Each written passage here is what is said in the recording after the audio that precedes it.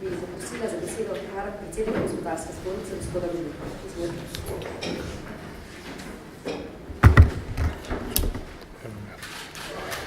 Ja, lep pozdrav, drage novinarke, drage novinarji v Hiši gospodarstva. Veliko veselje mi je, da smo nekako ravno na petek 13. ki ima eno tako magično moč že zadnjih 700 let, združili pravzaprav ključne akterje, ki predstavljajo na eni strani zaposlene, na drugi strani seveda delodajalce, in veliko veselje mi je, da v tej novi funkciji čestitam in pozdravim gospod Jerkičevo za našim omizjem ter seveda našo novo generalno direktorico Sonjo Šmuc, in izkoristimo tudi današnji dan s to magično energijo, da predstavimo res naš skupni predlog, ki v dobrih gospodarskih razmerah mora naleteti na ušesa tudi pri naših tistih akterjih, ki morajo spremeniti zakone in nas poslušajo tiste, ki ustvarjamo, na eni strani seveda zaposleni in tudi predstavnike podjetij, kaj si želimo, da bomo lahko pripeljali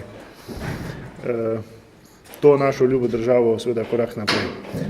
Ja, lep pozdrav tudi z moje strani.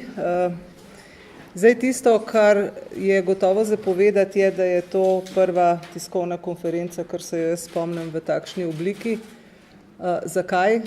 Ugotovili smo, da sindikati in delodajalci vendarle ne stojimo vedno nujno na nasprotnih straneh, da obstajajo skupne točke, na katerih lahko sodelujemo v eno smer, da imamo včasih na drugi strani oboji skupaj enega partnerja, ki je vlada, in da bo morda v določenih prilikah bolj učinkovito, da skupnimi močmi skušamo vlado prepričati v drugačna ravnanja.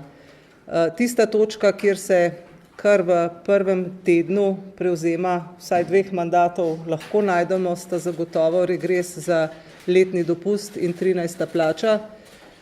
Zveza svobodnih sindikatov je že 2 leti nazaj v socialnem sporazumu predlagala podobno, pa nam takrat ni uspelo, tako da je ta podpora predlogu Gospodarske zbornice zdaj naravna in nujna, in želimo si, da bi v letu 2018 bil že prvi skupni rezultat, to se pravi višji prejemki zaposlenih na področju regresa in 13. plače.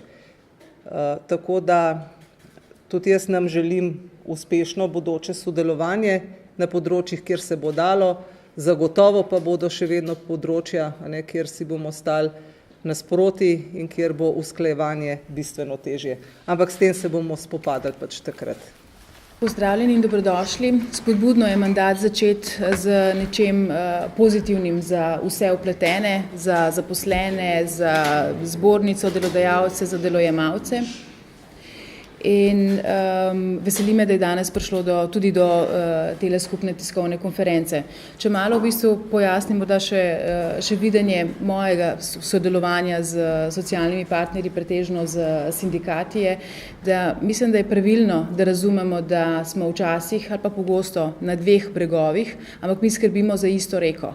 In naloga vsakih od tistih, ki so na eni strani, da skrbijo za svojo brežino, ker če ne, potem se bo voda tam razlila. Ampak če razumemo, da skrbimo za isto reko, potem bomo oboji predani temu in bomo tudi gradili mostove iz enega brega na drugega. Pri gradnji mostov pa lahko veliko pomaga tudi ta tretji socialni partner, ki je vlada. Konkretno na ta predlog, ki pa že kaže en most, je torej kako dvigniti, kako razbremeniti davčno prihodke oziroma prihodke iz dela, je vezano na 13. plačo oziroma nagrado za poslovno uspešnost in pa na regres. Pri obreh predlagamo strani Gospodarske zbornice, da se dvigne omejitev, ki je trenutno postavljena na 70% povprečne plače v Sloveniji, da se ta omejitev dvigne na 100%, tako pri regresu kot pri nagradah iz poslovne uspešnosti, kajti gospodarstvo je ustvarilo pogoje, v katerih je to mogoče.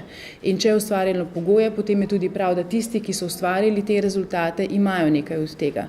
In te so vsi tisti, ki so v gospodarstvu in tudi širše.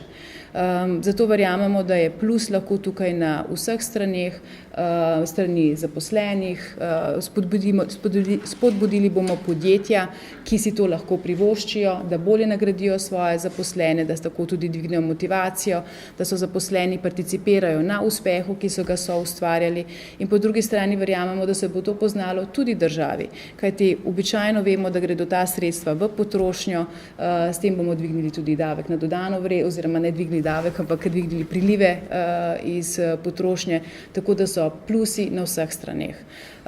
In verjamemo, da bomo tudi strani vlade v kratkem prejeli pozitiven odgovor.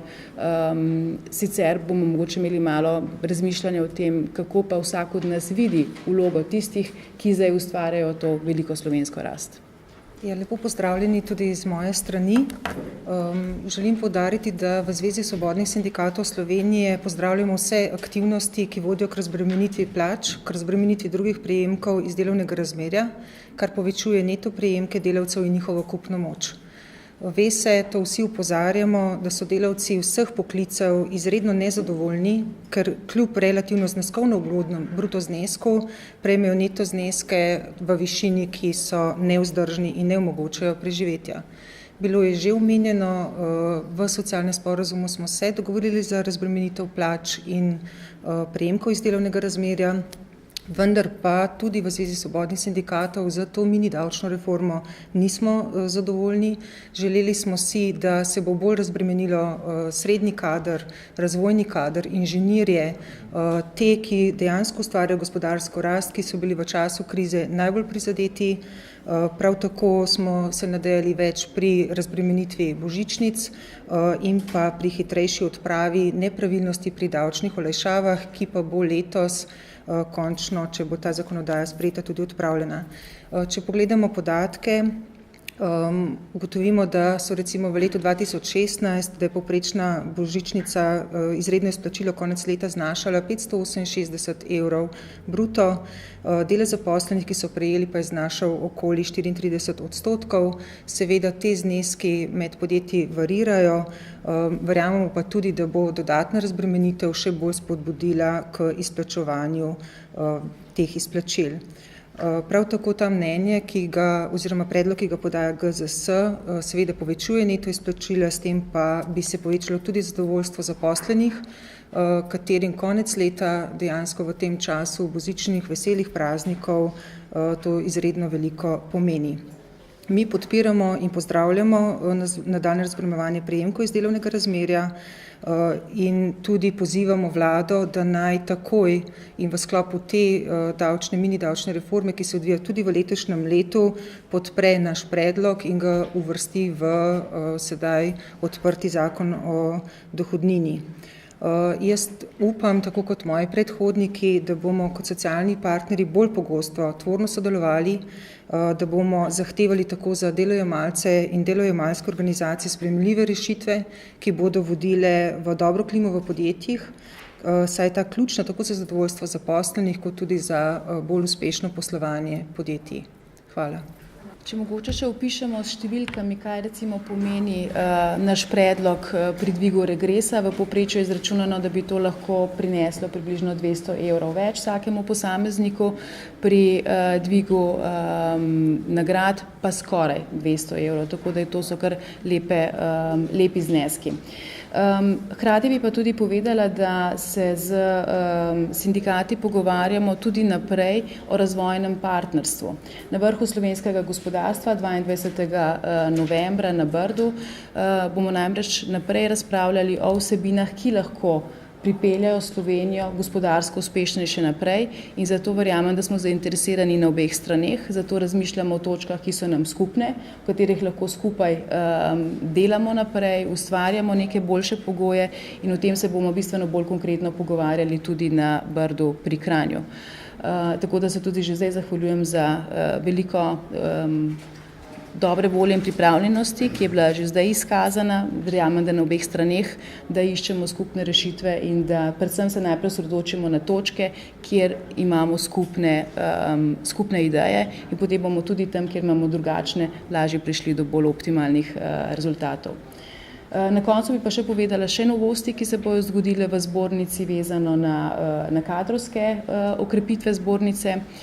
S 1. januarjem se nam bo pridružil Mitja Gorenšček, ki je direktor Iskra Male Bovec, oseba, ki prihaja z izjemnimi izkušnjami iz industrije. Za sabo ima pot podjetja, ki ga je prevzel v slabi kondiciji, iz njega ustvaril podjetje, ki ima Mitja več kot 300 zaposlenih, ki izjemno dobro posluje.